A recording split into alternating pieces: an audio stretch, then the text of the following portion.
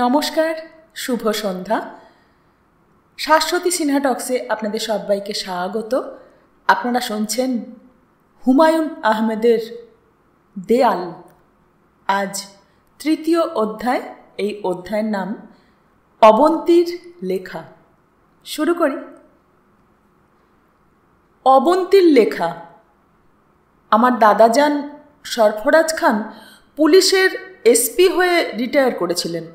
আমি আমার জীবনে তার মতো ভীতু মানুষ দেখিনি। আশ্চর্যের ব্যাপার হলো, তিনি অসীম সাহসিকতার জন্য পিপিএম পেয়েছিলেন। পিপিএম হলো পাকিস্তান পুলিশ মেডেল, পুলিশ সার্ভিসে সাহসিকতার সর্বোচ্চ পুরস্কার। আমি দাদাজানকে জিজ্ঞেস করেছিলাম, কী জন্যে এত বড় পুরস্কার তিনি পেয়েছিলেন।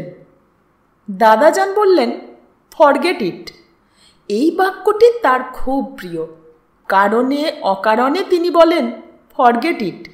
যেসব প্রশ্নের উত্তরে ফরগেট ইট কিছুতেই বলা যায় না, সেখানেও তিনি এই বাক্য বলেন। উদাহরণ দিই। আমি একদিন বললাম, দাদাজান বাজার থেকে মাগুর মাছ এনেছে, মটরশুঁটি দিয়ে রান্না করবে নাকি আলু দিয়ে? দাদাজান বললেন, ফরগেট ইট। আমি বললাম, কি ফরগেট করব, মাছ রান্না? তুচ্ছ জিনিস নিয়ে আমাকে বিরক্ত করবি না। রান্না তুচ্ছ বিষয়? Stop arguing. তুচ্ছ বিষয় নিয়ে দাদাজান কথা বলতে পছন্দ করেন না, এই তথ্য পুরোপুরি মিথ্যা। তার আগ্রহ তুচ্ছ বিষয়ে। ঘন্টার পর ঘন্টা তিনি তুচ্ছ বিষয় নিয়ে কথা বলতে পারেন। 1971 সালের মে মাসে দাদাজান আমার জন্যে গোলাপি রঙের বোরকা কিনে আনলেন। কঠিন বোরকা, বাইরে থেকে চোখও দেখা যায় না এমন। চোখের ওপর মশারির মতো জাল। এখানেই শেষ না, বোরকার সঙ্গে কালো হাত মোজা, পায়ের মোজা। দাদাজান আমাকে বললেন, নো আর্গুমেন্ট, নো তর্ক, নো ডিলে, বোরকা পর। আমি বোরকা পরলাম। দাদাজান বললেন, এখন চল। আমি বললাম, কোথায় যাব? সোহাগে যাব। ঢাকা শহরে থাকা যাবে না, মিলিটারি মেরে ফেলবে। এখনই রওনা হব। সঙ্গে আর কিছু নেব না? দাদাজান বললেন, ফরগেট ইট। আমি বললাম, দাঁত মাজার ব্রাশও নেব না? দাদাজান বললেন, বেঁচে থাকলে দাঁত মাজার অনেক সুযোগ পাবি, বেঁচে থাকবি কি না এটাই এখন প্রশ্ন। ঢাকা শহর আমরা পার হলাম রিকশায় এবং পায়ে হেঁটে। কিছু কিছু বাস ঢাকা থেকে যাচ্ছিল। ঢাকা ছেড়ে যাওয়া বাসগুলিতে মিলিটারিরা ব্যাপক তল্লাশি চালাচ্ছিল। মিলিটারি তল্লাশি মানে কয়েকজনের মৃত্যু। রূপবতী মেয়েদের ধরে আড়ালে নিয়ে যাওয়া তখনও শুরু হয়নি। ঢাকা থেকে পালানোর সময় রিকশা ছাড়া আর যেসব যানবাহনে আমি চড়েছি সেগুলি হচ্ছে মহিষের গাড়ি, মোটর সাইকেল। শিবগঞ্জ থানার ওসি সাহেব মোটর সাইকেল চালিয়েছেন, তার পেছনে দাদাজান ও আমি বসেছি। সব শেষে নৌকা। নৌকাও কয়েক ধরনের। এর মধ্যে একটা ছিল বালি টানা নৌকা। এই নৌকায় পাটাতনের নিচে আমাকে দাদাজান লুকিয়ে রাখলেন। যাত্রার পুরো সময়টা তিনি আতঙ্কে অস্থির হয়েছিলেন। তিনি ধরেই নিয়েছিলেন আমরা এক পর্যায়ে মিলিটারির হাতে পড়ব। তারা দাদাজানকে গুলি করে মারবে এবং আমাকে উঠিয়ে নিয়ে যাবে। সেই সময়ে দাদাজান দিনের মধ্যে অনেকবার অজু করতেন। তিনি চাচ্ছিলেন যেন পবিত্র অবস্থায় তার মৃত্যু হয়। আমরা 3 দিন পর আধামরা অবস্থায় সোহাগী পৌঁছলাম। দাদাজানের বাড়ি সোহাগীতে। বাড়ির নাম রংমহল। শ্বেতপাথরে কালো রং দিয়ে লেখা। রয়ের ফোঁটা উঠে যাওয়ায় এখন নাম হয়েছে বংমহল। নদীর পাড়ে দোতলা দালান। বাবার সঙ্গে এই বাড়িতে আগে আমি 2 বার এসেছি। কিছু কিছু বাড়ি থাকে সাধারণ, সেই সাধারণে লুকিয়ে থাকে অসাধারণ। বংমহল সেরকম একটি বাড়ি। এই বাড়ির প্রধান বৈশিষ্ট্য হচ্ছে এর আলাদা কোনো বৈশিষ্ট্য নেই। দাদাজানের এই বাড়ি পুরনো। দোতলায় টানা বারান্দা আছে। স্টিমারের ডেকে বসলে যেমন সারাক্ষণ প্রবল হাওয়া গায়ে লাগে, বারান্দায় দাঁড়ালেও তাই। সারাক্ষণ হাওয়া বইছে। বাড়ির 3 দিকেই ফলের বাগান, লিচু গাছ থেকে শুরু করে তেঁতুল গাছ সবই এখানে আছে। দাদাজানের ওই বাড়িতেই আমি জীবনে প্রথম গাছ থেকে নিজ হাতে পেড়ে লিচু খেয়েছি। লিচু মিষ্টি না, টক, লবণ দিয়ে খেতে হয়। আমাদের বাড়ির সামনের নদীর নাম তরাই। এই নদী ব্রহ্মপুত্রের শাখা। বর্ষায় পানি হয়, শীতের সময় পায়ের পাতা ভেজার মতো পানি থাকে। সেবার তরাই নদীতে প্রচুর পানি ছিল। জেলেরা সারা দিনই জাল ফেলে মাছ ধরত। তরাই নদীর বোয়াল মাছ অত্যন্ত সুস্বাদু। জেলেরা ভোরবেলায় মাছ দিয়ে যেত, নানান ধরনের মাছ, কই, সরপুঁটি, ট্যাংরা, খৈলসা, মাঝে মাঝে মাঝারি সাইজের কাতল। সেবারই আমি কাতল মাছের আস্ত মাথা খাওয়া শিখি। রান্না করতেন ধীরেন কাকু। উনি হিন্দু ব্রাহ্মণ। দাদার বাড়ির আশেপাশে প্রচুর আত্মীয় স্বজন থাকার কথা, তা ছিল না। কারণ দাদাজানের বাবা খালেক মুন্সি পরিবার থেকে বিচ্ছিন্ন হয়ে অনেক দূরে এই বাড়ি করেছিলেন। পরিবার থেকে বিচ্ছিন্ন না হয়ে তার উপায় ছিল না। তিনি তার বড় ভাইয়ের স্ত্রীকে নিয়ে পালিয়ে এসেছিলেন। ওই মহিলার ছবি আমি দেখেছি। তিনি ছিলেন কদাকার, উঁচু হনু, দাঁত বের হওয়া, গায়ের রং পাতিলের তলার মতো কালো। কি দেখে তিনি এই মহিলার প্রেমে পড়েছিলেন তা এখন আর জানার উপায় নেই। দাদাজানের বাড়িতে কেয়ারটেকার সেন কাকা ছাড়াও ছিলেন ধীরেন কাকার স্ত্রী রাধা। উনি রূপবতী ছিলেন। আমি লক্ষ্য করেছি রাধা নামের সব মেয়েই রূপবতী হয়। রাধা কাকি সারাক্ষণই বাড়ি পরিষ্কার রাখার কাজকর্ম নিয়ে থাকতেন। এই দুজন ছাড়াও দবির নামের মধ্যবয়স্ক একজন ছিলেন, যার কাজ গাছপালা দেখা, বাগান করা। বংমহলে আমার সময় খুব ভালো কাটছিল। আমি বাগানে দবির চাচাকে নিয়ে দোলনা টানিয়েছিলাম। দোলনায় দুলতে দুলতে গল্পের বই পড়তাম। দাদাজানের লাইব্রেরিতে চামড়ায় বাঁধানো অনেক বই ছিল, বেশিরভাগই গ্রন্থাবলী। রবীন্দ্রনাথের নৌকাডুবি উপন্যাস আমি দাদাজানের বাগানের দোলনায় দুলতে দুলতে পড়েছি। ধীরেন কাকা আমাকে রান্না শেখাতেন। অধ্যাপকের ভঙ্গিতে বক্তৃতা দিয়ে রান্না শেখানো। এই সময়ে রাধা কাকি তার পাশে থাকতেন। রান্নার বক্তৃতা শুনে মিটিমিটি হাসতেন। ধীরেন কাকার রান্না বিষয়ক বক্তৃতামালা। মা, সবচেয়ে কঠিন রান্না হলো মাছ রান্না। মাছের আছে আষ্টে গন্ধ। রান্নার পর যদি মাছের আষ্টে গন্ধ থাকে তখন সেই মাছ হয় ভূতপেত্নির খাবার। প্রথমেই আষ্টে গন্ধ দূর করবে। এ কাজ কিভাবে করা হবে? প্রথমে পানি দিয়ে ধুয়ে লবণ ফেলে দেবে। এরপর দেবে লেবুর রস। কাগজি লেবু হলে ভালো হয়, এই লেবুর গন্ধ কড়া। লেবুর রস দিয়ে মাখানোর পর আবার পানি দিয়ে ধুয়ে ফেলে দেবে। সব মিলিয়ে 3 ধোয়া, এর বেশি না। মাংসের ক্ষেত্রে ভিন্ন ব্যবস্থা, মাত্র 1 ধোয়া। রান্না বিষয়ে ধীরেন কাকার সব কথা আমি একটা রুলটানা খাতায় খুব গুছিয়ে লিখেছিলাম। খাতাটা হারিয়ে গেছে। খাতাটা থাকলে রান্নার একটা বই লেখা যেত। তবে কই মাছ রান্নার একটা রেসিপি আমার মনে আছে।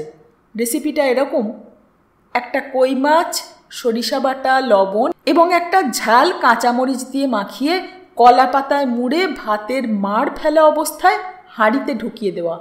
ব্যাস, হয়ে গেল। রাধা কাকি ছিলেন ভূতের গল্পের ওস্তাদ। তার কাছ থেকে কত যে গল্প শুনেছি। বেশিরভাগ গল্পই বাস্তব অভিজ্ঞতার। তিনি নিজে দেখেছেন এমন। তার কথায় সব ভূত ভীতু প্রকৃতির। মানুষের ভয়ে তারা অস্থির থাকে। শুধু এক শ্রেণীর পিশাচ আছে যারা মানুষকে মোটেই ভয় পায় না। এরা হিংস্র জন্তুর মতো। আমি বললাম, কাকি, আপনি এই ধরনের পিশাচ দেখেছেন? কাকি বললেন, একবার দেখেছি। ঘটনা বলি শোনো। আমি এই বাড়ির বারান্দায় বসা, সন্ধ্যা মিলিয়েছে। আমি বড় ঘরে হারিকেন জ্বালিয়ে বারান্দায় এসেছি। তখন দেখলাম পানির নিচ থেকে পিশাচটা উঠল। থপ থপ শব্দ করে সিঁড়ি ভেঙে উঠে এসে উঠোনে দাঁড়ালো। মুখ দিয়ে ঘোড়ার মতন শব্দ করল। দেখতে কেমন? মানুষের মতো, মিশমিশা কালো, হাতের আঙুল অনেক লম্বা, আঙুলে পাখির নখের মতো নখ। পিশাচটা দেখে ভয়ে আমি অজ্ঞান হয়ে যাচ্ছি। এই সময় একটা কুকুর ছুটে এলো। কুকুর দেখে পিশাচটা ভয় পেয়ে দৌড়ে পানিতে নেমে ডুব দিল। পিশাচরা কিছুই ভয় পায় না, শুধু কুকুর ভয় পায়। কুকুর তাদের কাছে সাক্ষাৎ যম। দাদাজানের সঙ্গে আমার তেমন কথা হতো না। তিনি সারাক্ষণ ট্রানজিস্টারে খবর শুনতেন। মাঝে মাঝে 3 মাইল দূরে হামিদ কুতুবি নামের এক পীর সাহেবের আস্তানায় যেতেন। তিনি এই পীরের মুরিদ হয়েছিলেন।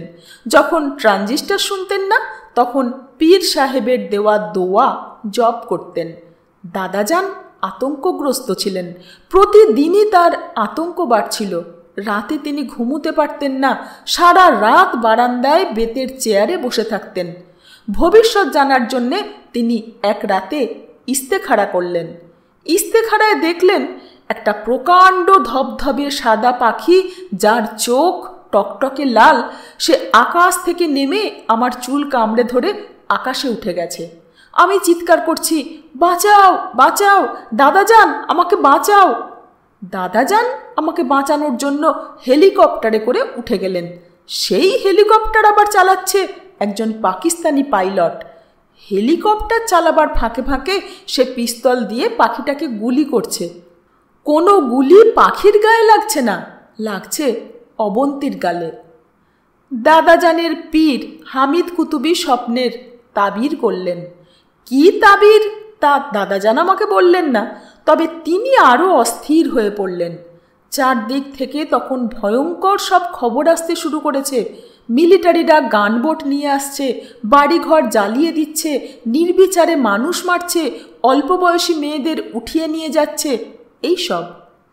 এক সময় আমাদের অঞ্চলে মিলিটারি চলে এলো। খাতিমনগরে মিলিটারির গানবোট ভিড়ল। দাদাজানের বাড়ি থেকে খাতিমনগর বাজার 2 মাইল দূরে। খবর শোনা মাত্র দাদাজান আমাকে নিয়ে তার পীর সাহেবের হুজরাখানায় উপস্থিত হলেন। বিশাল এলাকা জুড়ে পীর সাহেবের হুজরাখানা। চারদিকে দেয়াল, দেয়ালের ওপর কাঁটা তার, দুর্গের মতো ব্যাপার। হুজরাখানার ভেতরে 2টি মাদ্রাসা আছে, একটি ছেলেদের একটি মেয়েদের। 2টি হাফেজি মাদ্রাসা। কোরআন শরীফ মুখস্থ করানো হয়। হুজরাখানার পেছনে পীর সাহেবের দোতলা বাড়ি। একতলায় থাকেন পীর সাহেবের প্রথম স্ত্রী, তার কোনো সন্তানাদি নেই। দোতলায় থাকেন পীর সাহেবের দ্বিতীয় স্ত্রী, তার নাম জুলেখা। এই স্ত্রীর গর্ভে একটি সন্তান আছে, তার নাম জাহাঙ্গীর। তিনি কোরআনে হাফেজ, রূপবান এক যুবক, নম্র এবং ভদ্র। মেয়েদের মতো চোখে গাঢ় করে কাজল দেন। তার সঙ্গে বেশ কয়েকবার আমার দেখা হয়েছে। তিনি কখনো মাথা তুলে তাকাননি। হুজরাখানার পুরুষদের মেয়েদের দিকে চোখ তুলে তাকানোর নিয়ম নেই। আমি পীর সাহেবের সামনে বসে আছি, আমার পাশে দাদাজান। পীর সাহেব নামাজের ভঙ্গিতে বসেছেন। তার বয়স অনেক, তবে তিনি শারীরিকভাবে মোটেই অশক্ত না। পীর সাহেবের ডান হাতে তসবিহ। তসবির দানাগুলি নীল রঙের, অনেক বড় বড়। তিনি এক মনে তসবিহ টেনে যাচ্ছেন। ঘরে আরও কয়েকজন ছিল, তাদের হাতেও তসবিহ। পীর সাহেবের নির্দেশে তারা বেরিয়ে গেল। একজন এসে ফর্সি হুক্কা দিয়ে গেল। পীর সাহেব হুক্কায় টান দিতে দিতে বললেন, সরফরাজ, তোমার এই নাতনির মা বিদেশিনী, সেটা জানলাম। তার ধর্ম কি? খ্রিস্টান, ক্যাথলিক খ্রিস্টান। পীর সাহেব বললেন, মুসলমান ছেলে খ্রিস্টান বিবাহ করতে পারে। নবীজি মরিয়ম নামের এক খ্রিস্টান কন্যাকে বিবাহ করেছিলেন। তার গর্ভে এক পুত্র সন্তানও হয়েছিল। সন্তানের নাম ইব্রাহিম। এখন আমার প্রশ্ন, তোমার পুত্রের সঙ্গে খ্রিস্টান মেয়ের বিবাহ কি ইসলাম ধর্মমতে হয়েছে? জি হুজুর। আলহামদুলিল্লাহ, এটা একটা সুসংবাদ। তুমি তোমার নাতনিকে আমার এখানে রাখতে চাও? জি জনাব। মেয়ের বাবা কোথায়? মেয়ের বাবা কোথায় আমি জানি না। আমার ছেলে 3 বছর বয়সের মেয়েকে এনে আমার কাছে রেখে স্পেনে চলে যায়। এরপর আর তার খোঁজ জানি না। সে কি জীবিত আছে? তাও জানি না। পীর সাহেব বললেন, জিনের মাধ্যমে তোমার পুত্রের সংবাদ আমি এনে দিতে পারি, সেটা পরে দেখা যাবে। এই মেয়ের নাম কি? অবন্তী। এটা কেমন নাম? তার বাবা রেখেছে। সন্তানের সুন্দর ইসলামী নাম রাখা মুসলমানের কর্তব্য। আমি এই মেয়ের নাম রাখলাম মাইমুনা। মাইমুনা নামের অর্থ ভাগ্যবতী। দাদাজান চুপ করে রইলেন। পীর সাহেব আমার দিকে তাকিয়ে বললেন, তুমি কি কোরআন মজিদ পাঠ করতে পারো? আমি বললাম, পারি। কে শিখিয়েছে? তোমার খ্রিস্টান মা? না, আমার দাদাজান আমার জন্যে একজন হুজুর রেখে দিয়েছিলেন। হুজুরের নাম বলবো? পীর সাহেব বললেন, নাম বলতে হবে না, তুমি কথা বেশি বলো, কথা কম বলবে। তোমার অজু আছে? জি না। যাও, অজু করে এসে আমাকে কোরআন মজিদ পাঠ করে শোনাও। সূরা ইয়াসিন পাঠ করবে। আমি সূরা ইয়াসিন পড়লাম। পীর সাহেব বললেন, পাঠ ঠিক আছে, শুকুর আলহামদুলিল্লাহ। সরফরাজ, তোমার নাতনি মায়মুনাকে আমি জুলেখার হাতে হাওলা করে দিব। সে নিরাপদে থাকবে, তবে তাকে কঠিন পর্দার ভেতর থাকতে হবে। আমার এখানে তাই নিয়ম। দাদাজান বললেন, আপনি যেভাবে বলবেন সেভাবেই সে থাকবে। পীর সাহেবের কাছে থাকার সময় খবর পেলাম দাদাজানের বাড়িতে মিলিটারি এসে উঠেছে। মিলিটারি ক্যাপ্টেন ঘাঁটি হিসেবে বাড়ি পছন্দ করেছেন। তাদের নিরাপত্তার জন্যে বাড়ির চারদিকের সব গাছপালা কাটার নির্দেশ দেওয়া হয়েছে। ধীরেন কাকা ও তার স্ত্রীকে যে মিলিটারিরা গুলি করে মেরে ফেলেছে, এই খবর তখনও আসেনি। দাদাজান আমাকে রেখে চলে গেলেন। যাওয়ার আগে অনেকক্ষণ জড়িয়ে ধরে কাঁদলেন। আমার হাতে 100 টাকার নোটে 2000 টাকা দিলেন এবং আমাকে অবাক করে দিয়ে বললেন, আমার ব্যক্তিগত পিস্তলটা তোকে দিয়ে যাচ্ছি, ভালো করে দেখে নে। 12 রাউন্ড গুলি ভরা আছে। সেফটি ক্যাচ লাগানো অবস্থায় ট্রিগার চাপলে গুলি হবে না। সেফটি ক্যাচ কিভাবে খুলতে হয় দেখ, এইভাবে। আমি বললাম, সেফটি ক্যাচ খোলার কায়দা জেনে আমি কি করব? কাকে আমি গুলি করে মারব? দাদাজান বললেন, কাউকে মারবি না, জিনিসটা জানা থাকলো। আমি বললাম, তুমি কোথায় যাবে? দাদাজান বললেন, জানি না কোথায় যাব, ঢাকায় যেতে পারি। মিলিটারিরা তোমার বাড়ি দখল করে বসে আছে, তাদের কিছু বলবে না? না। পীর সাহেবের এই বাড়িতে আমি কতদিন থাকব? মিলিটারির গোষ্ঠী বিদায় না হওয়া পর্যন্ত থাকবি। আমি মাঝে মধ্যে এসে খোঁজ নিব। পিস্তলটা লুকিয়ে রাখবি। পিস্তলের বিষয়টা কেউ যেন না জানে। কেউ জানবে না। পীর সাহেবের বাড়িতে আমার জীবন শুরু হলো। খুব যে কষ্টকর জীবন তা না। দোতলার সর্ব উত্তরের একটা ছোট্ট ঘর আমাকে দেওয়া হলো। ঘরে একটাই জানালা। এই জানালা দিয়ে কিছুই দেখা যায় না। জানালার সামনেই বট গাছের সাইজের এক কড়ই গাছ। ঘরে আমি একা থাকি। শুধু রাত্রে সালমা নামের মধ্যবয়স্ক এক দাসী মেঝেতে পাটি পেতে ঘুমায়। তার চেহারা কদাকার, মুখে বসন্তের দাগ, একটা চোখ নষ্ট। মানুষ হিসেবে সে অসাধারণ। মানসিক সৌন্দর্যের কাছে তার শারীরিক ত্রুটি সম্পূর্ণ ঢাকা পড়েছিল।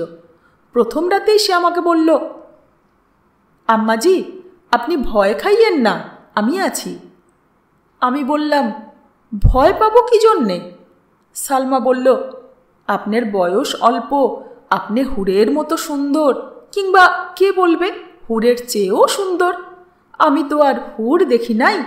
আপনার মতো মেয়ে ছেলের কাইকে কাইকে, কদমে কদমে বিপদ। আপনি সাবধানে চলবেন। আমার একটাই নয়ন, এই নয়ন আপনার উপর রাখলাম। আমি বললাম, একটা নয়ন আমার উপর রেখে দিলে কাজকর্ম করবেন কিভাবে? তার চেয়েও বড় কথা, নয়ন আপনি আমার উপর রাখছেন কি জন্যে? সালমা বলল, ছোটমার হুকুম। ছোটমা হলো পীর সাহেবের দ্বিতীয় স্ত্রী। তার নাম জুলেখা বিবি। তার একটি সন্তান জাহাঙ্গীর। জাহাঙ্গীর কোরআনে হাফেজ। জুলেখা বিবি আরামে ও আলস্যে সময় কাটান। বেশিরভাগ সময় চুল এলিয়ে উবু হয়ে বসে থাকেন। তখন তার গায়ের কাপড় ঠিক থাকে না। এই নিয়ে তার কোনো মাথা ব্যথাও দেখা যায় না। মনে হয় তিনি তার সুন্দর শরীর দেখাতে পছন্দ করেন। তার মতো রূপবতী মেয়ে আমি কম দেখেছি। প্রায় নগ্ন এই মহিলাকে একজন দাসী তার চুলে বিলি করে দেয়, চুলের উকুন বাছে, সপ্তাহে 2 দিন বাটা মেহেন্দি মাথায় দিয়ে দেয়। আরেকজন দাসী তার পায়ের পাতায় তেল ঘষে। এই দাসীরাই তার কাজা নামাজ আদায় করে। রোজার সময় তার হয়ে রোজা রাখে। তিনি নামাজ রোজা কিছুই করেন না। এই অদ্ভুত মহিলার ওপর প্রতি অমাবস্যা রাতে কিসের যেন আছর হয়। তখন তিনি জন্তুর মতো গোঁ গোঁ শব্দ করতে থাকেন। তার মুখ দিয়ে লালা পড়ে। তিনি পুরুষের গলায় বলেন, শরীর গরম হয়েছে, শরীরে পানি দে, বরফ পানি দে। তখন তার গায়ে বালতি বালতি বরফ পানি ঢালা হয়। অমাবস্যা উপলক্ষ করেই বরফ কল থেকে চাক চাক বরফ কেনা হয়। আছরগ্রস্ত অবস্থায় তার 3 দাসী ছাড়া অন্য কেউ সামনে যায় না। পীর বাড়িতে আমার জীবনযাত্রাটা বলি। সূর্য ওঠার আগে সালমা আমাকে ডেকে তোলে, আমাকে ঘাটে নিয়ে যায় গোসল করার জন্যে। ঠান্ডায় গোসলের এই কাজ খুব কষ্টকর। পুকুর ভর্তি বালি মাছ। গোসলের সময় এই মাছ সারাক্ষণ গায়ে ঠোকর দেয়, বিশ্রী লাগে। ফজরের আজানের পরপর নামাজের জন্য দাঁড়াতে হয়। ইমামতি করেন পীর সাহেব। মেয়েদের ও 12 বছরের নিচের বালকদের আলাদা নামাজের ব্যবস্থা। পুরুষদের নামাজ ও মেয়েদের নামাজ একসঙ্গেই হয়, তবে মাঝখানে দেয়াল আছে। নামাজের সময় মেয়েরা ইমামকে দেখতে পারে না, তবে তার কথা শুনতে পারে। ফজরের নামাজের পরপর মেয়েরা যে যার ঘরে চলে যায়। এই সময় বাধ্যতামূলকভাবে সবাইকে কোরআন পাঠ করতে হয়। সকালে নাস্তার ডাক এলে কোরআন পাঠ বন্ধ হয়। নাস্তা হিসেবে থাকে রাতের বাসি পোলাও ও বাসি মাংস। জোহরের নামাজের পর দুপুরের খাওয়ার ডাক আসে। দুপুরে গণখাবার রান্না হয়। প্রতিবারই 150 থেকে 200 মানুষ খায়। বাড়ির মেয়েরা এই খাবার খেতে পারে, কিংবা নিজেদের জন্য মাছ, ডাল, সবজিও খেতে পারে। এশার নামাজের পর রাতের খাবার। রাতের খাবার পীরবাড়ির বাইরের কেউ খেতে পারে না। জিনেরা রাতের খাবারে অংশগ্রহণ করে বলে রাতে সব সময় পোলাও ও মাংস থাকে। গরুর মাংস না, খাসি কিংবা মুরগি। জিনেরা নাকি গোমাংস পছন্দ করে না। আমি সালমাকে বললাম, জিনেরা রাতে খেতে আসে? সালমা বলল, সব দিন আসে না, মাঝে মধ্যে আসে। পীর বাবার জিন সাধনা, এই কারণেই আসে। মাসে একবার জিন মিলাদ পড়ায়। আপনি জিন দেখেছেন? আমি জিন দেখি নাই, তয় একবার তারার মিলাদে ছিলাম। জিনের ক্যানক্যানা মেয়ে ছেলের মতো গলা। মিলাদের শেষে জিন মুলুকের তবারক ছিল, সবুজ কিশমিশ। খেতে কেমন? মিষ্টি, তয় সামান্য ঝালভাবও আছে। আপনি যখন আছেন তখন জিনের মিলাদ নিজের চোখে দেখবেন। জিন মুলুকের ফল ফ্রুট ইনশাল্লাহ খাবেন। পীর বাবার সঙ্গে এক সন্ধেবেলায় মিলিটারি ক্যাপ্টেন দেখা করতে এলেন। তার নাম শামস আরমান। সবাই ডাকত ক্যাপ্টেন শামস। জিনের মিলাদ দেখার জন্যে আন্তরিক আগ্রহ প্রকাশ করলেন। পীর বাবা ক্যাপ্টেন সাহেবের আগ্রহ দেখে বিশেষ ব্যবস্থায় জিনের মিলাদের আয়োজন করলেন। ক্যাপ্টেন সাহেবের আগমন উপলক্ষে বিশেষ খাবারের আয়োজন হলো। 2টি খাসি জবে করা হলো, খাসির রেজালা, মুরগির রোস্ট এবং পোলাও। ক্যাপ্টেন সাহেবের উপস্থিতির কারণে জিনের মিলাদে বাড়ির মেয়েরা উপস্থিত থাকতে পারল না। ক্যাপ্টেন সাহেব জিনের মিলাদ দেখে হতভম্ব হয়ে গেলেন। এরপর থেকে তিনি প্রায়ই পীর বাবার হুজরাখানায় আসতে শুরু করলেন। ক্যাপ্টেন সাহেবের আগ্রহে পীর বাবা খাতিমনগরে শান্তি কমিটির চেয়ারম্যান হয়ে গেলেন। হুজরাখানার সবাই খুশি। পাকিস্তানের সেবা করার সুযোগ পাওয়া গেল। এই প্রথম হুজরাখানার মূল গেটে পাকিস্তানের পতাকা উঠতে লাগলো। পতাকাটা অদ্ভুত। পতাকার মাথায় কায়েদে আজম মোহাম্মদ আলী জিন্নার বাধাই করা ছবি, তার নিচে পতাকা। সারা দেশে তখন ভয়ঙ্কর অবস্থা চলছে। দেশের মানুষ জীবন বাঁচানোর জন্যে পালিয়ে ইন্ডিয়া চলে যাচ্ছে। মিলিটারিরা নির্বিচারে মানুষ মারছে, মেয়েদের ধরে নিয়ে যাচ্ছে, আর আমরা আছি পরম সুখে। পীর বাবার হুজরাখানা সমস্ত ঝামেলা থেকে মুক্ত। এখানে প্রতি জুম্মাবারে পাকিস্তানের জন্যে দোয়া হয়, মিলাদ হয়। একবার খবর পাওয়া গেল জিনেরা বাগদাদে বড় পীর সাহেবের মাজারে মিলাদ করেছে। তারা জানিয়েছে বাংলাদেশ কখনো স্বাধীন হবে না, দুষ্কৃতিকারীরা সবাই মারা পড়বে। জিনেরা নাকি মানুষের চেয়ে কিছু কিছু বিষয়ে উন্নত, তারা ভবিষ্যৎ দেখতে পারে। জুন মাসের 8 তারিখ দুপুরে পীর বাবা আমাকে ডেকে পাঠালেন। তার মুখ অস্বাভাবিক গম্ভীর। হুজরাখানায় তিনি ছাড়া আর কেউ নেই। তার এক হাতে তসবিহ, অন্য হাতে হুক্কার নল। পীর বাবা বললেন, তোমার সঙ্গে কি কখনো পাকিস্তান মিলিটারির ক্যাপ্টেন শামসের দেখা হয়েছে? আমি বললাম, না। পীর বাবা বিরক্ত গলায় বললেন, ভাবনা চিন্তা করে জবাব দাও। তিনি অবশ্যই তোমাকে দেখেছেন। তুমি আম বাগানে আম কুড়াতে গিয়েছিলে, তোমার সঙ্গে আরেকজন ছিল। জি, সালমা ছিল। আমরা পেছনের গেট দিয়ে বাগানে গিয়েছিলাম। বোরকা ছিল না? জি, না। ক্যাপ্টেন শামস তোমাকে দেখেছেন এবং আমার কাছে বিবাহের পয়গাম পাঠিয়েছেন। তুমি দেশের অবস্থা জানো না। দেশের যে অবস্থা, তাতে পাকিস্তানি মিলিটারির প্রস্তাব অগ্রাহ্য করা অসম্ভব। আমি চুপ করে বসে আছি। পীর বাবাও চুপ করে আছেন, তামাক টেনে যাচ্ছেন। এক সময় তিনি নীরবতা ভঙ্গ করে ছোট্ট নিঃশ্বাস ফেলে বললেন, আমি ক্যাপ্টেন সাহেবকে বলেছি এই মেয়েটির আমার ছেলে জাহাঙ্গীরের সঙ্গে বিবাহ হয়েছে। মিথ্যা কথা বলেছি। মহা বিপদে জীবন রক্ষার জন্যে মিথ্যে কথা বলা জায়েজ আছে। তোমাকে যে কোথাও পাঠাবো সেই উপায় নাই। তোমার পিতা কোথায় আছেন তাও জানি না। এমন অবস্থায় জাহাঙ্গীরের সঙ্গে তোমার বিবাহ দেওয়া ছাড়া আমার উপায় নাই। আগামী শুক্রবারে বাদ জুম্মা তোমার বিবাহ। এখন সামনে থেকে যাও। একটা কথা মনে রাখবা, যা ঘটে আল্লাহ পাকের হুকুমেই ঘটে। তার হুকুমের বাইরে যাওয়ার আমাদের কোনো উপায় নাই। জাহাঙ্গীরের সঙ্গে তোমার বিবাহ আল্লাহর হুকুমেই হবে, আমার হুকুমে না। আমাকে ঘরে তালাবন্ধ করে রাখা হলো। শুক্রবার বাদ জুম্মা 10,001 টাকা কাবিনে আমার বিয়ে হয়ে গেল। এতদিন জানতাম মেয়ে 3 বার কবুল না বলা পর্যন্ত কবুল হয় না।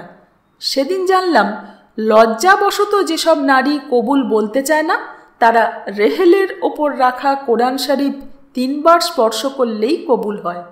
আমার হাত ধরে জোর করে 3 বার কোরআন শরীফ ছুঁইয়ে দেওয়া হলো।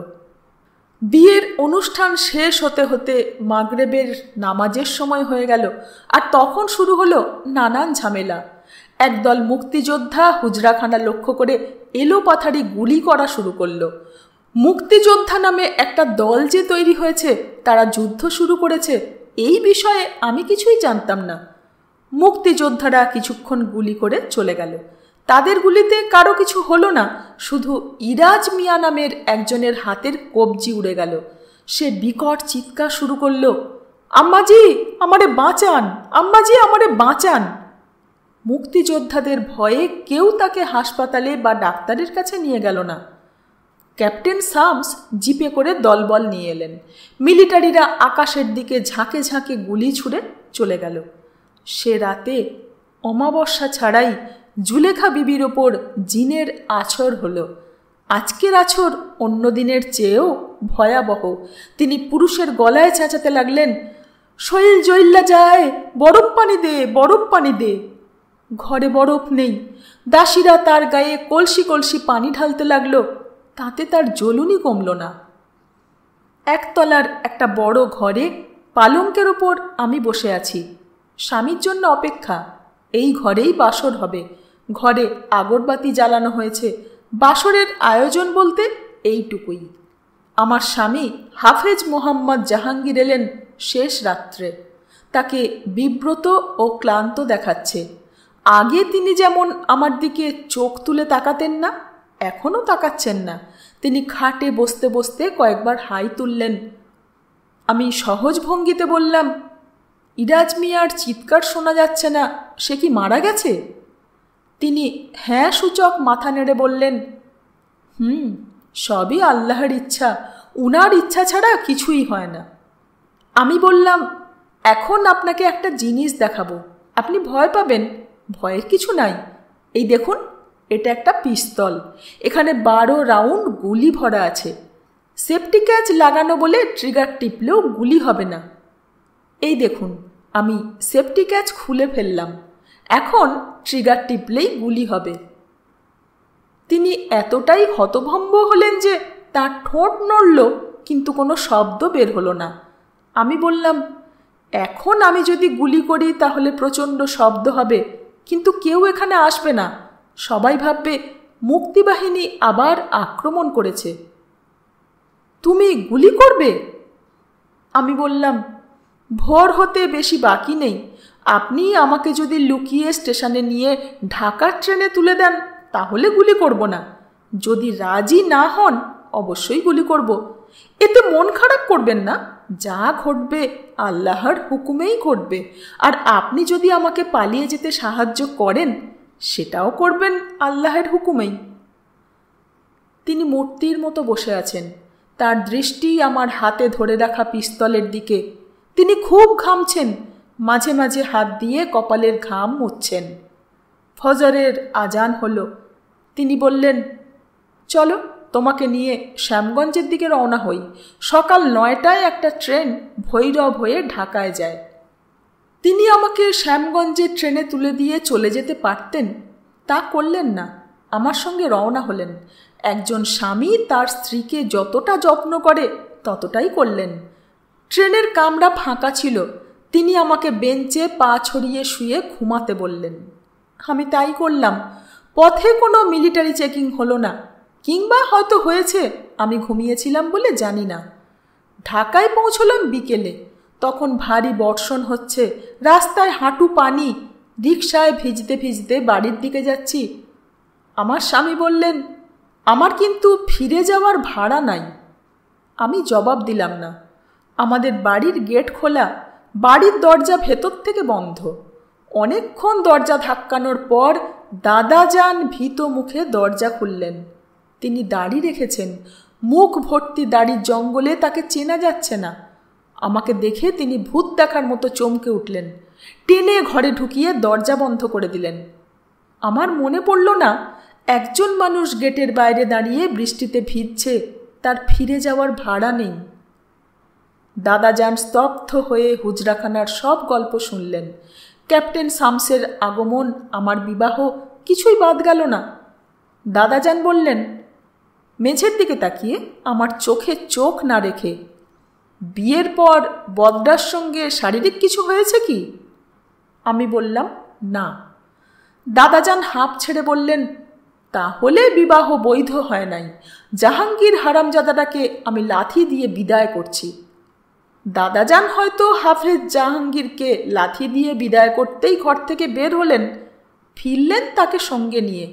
তিনি এতক্ষণ ঝুম বৃষ্টিতে ভিজছিলেন। দাদাজান বললেন, তুমি আমার নাতনিকে কষ্ট করে পৌঁছে দিয়েছ, এই জন্যে তোমাকে ধন্যবাদ। শুকনা কাপড় দিচ্ছি, কাপড় পরো, খাবার দিচ্ছি, খাবার খেয়ে বিদায় হয়ে যাও। আমার নাতনি তোমাকে তালাক দিয়েছে, কাজেই এখন আর তুমি তার স্বামী না। জাহাঙ্গীর হালকা গলায় বললেন, সে আমাকে তালাক দিতে পারবে না। কেন পারবে না? তাকে বিয়ের সময় সেই অধিকার দেওয়া হয় নাই। দাদাজান বললেন, তাহলে তুমি তালাক দিবে, আমি কাজী ডেকে আনছি, তুমি কাজীর সামনে তালাক দিয়ে বিদায় হবে, বুঝেছ? জি।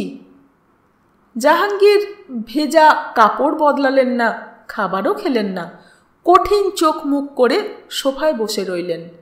দাদাজান বললেন, হারামজাদা, তুই আমাকে চিনিস না, আমি তোর চামড়া খুলে ফেলব।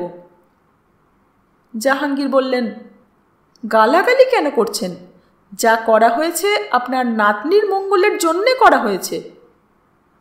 দাদাজান বললেন, আবার ফরফর করে কথা বলে, আমি কাঁচি দিয়ে তোর জিভ কেটে ফেলব, দাঁড়া কাঁচি নিয়ে আসি।